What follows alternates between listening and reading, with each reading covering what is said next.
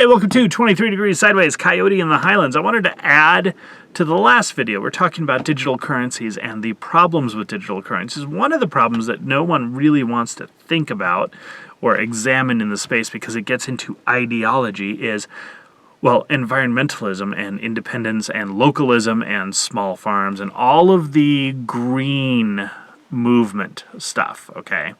People want to build sustainable societies and permaculture projects and stuff. And well, if everything's trapped in a digital tracked currency, you're going to end up with a lot more pollution, waste, and well, whatever your particular climate catastrophe model is going to increase as well.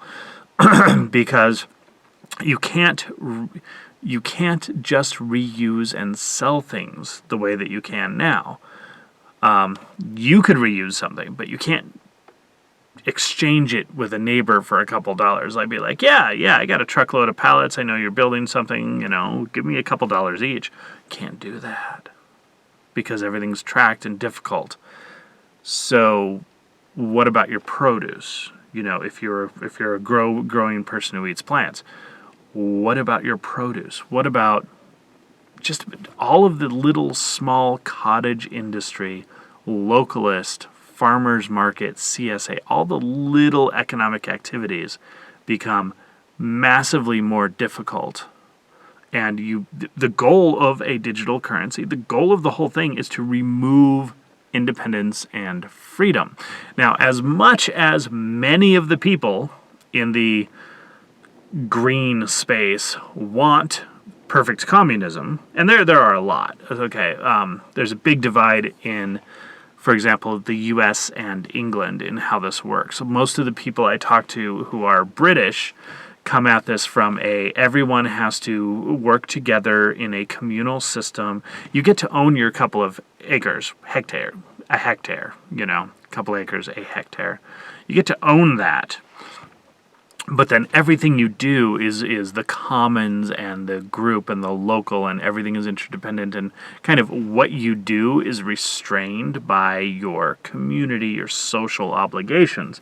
They're very, very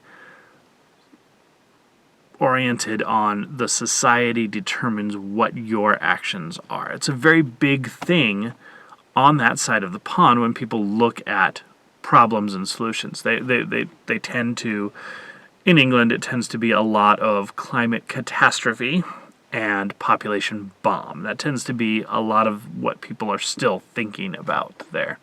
And so the solutions, they don't tend to think about the economic collapse the same way American off-gridders, homesteaders, greenies do. A lot of people on the U.S. side really, really are focused on the economic collapse part.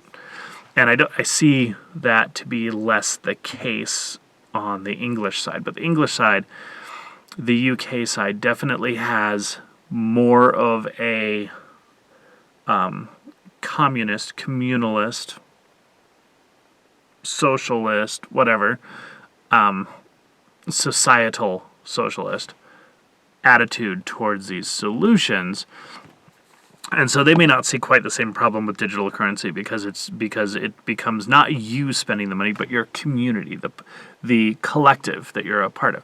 In the United States, people tend to be much more individually oriented, which is amusing,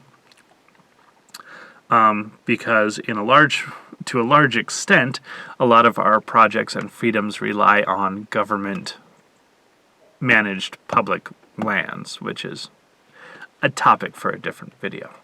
But in America, so much of this stuff revolves around individual cottage industry level stuff that the removal of cash really destroys your movement, your green movement, your ideas of sustainability and recycling and exchange.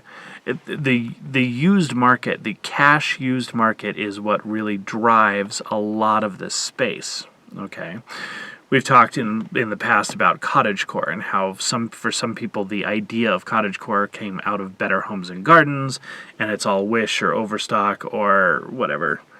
It's all packaged, overpriced, manufactured stuff, not a real built aesthetic. But the used stuff, like taking apart pallets and making a cottage, you can do that. Actually, you'll have to buy a couple of beams, but you can actually do this. I've seen it done. That, you have to buy some of the nicer pallets, whatever you transport.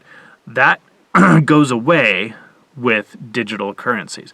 It's a very big problem, and one that I wanted to stress, so I'm doing a second video because I really want to stress that.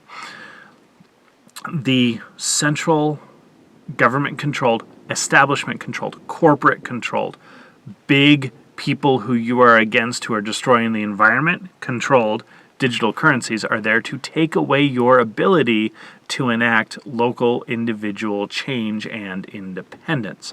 That's a very key thing. It's a very important point. I want you to really think about this because a lot of the people who are against government-controlled currencies are perceived as being on the right, and a lot of people who are against polluting the earth to death are perceived as being on the left. This is one of those areas where your divide isn't a divide. You need to really think outside your box or your identity politics or your partisanship and really take a look at this. Digital currencies, government-controlled digital currencies, are a nightmare for anyone who wants to do anything except be a cog in the machine. Personally, I'm not gear-shaped. Stay sideways.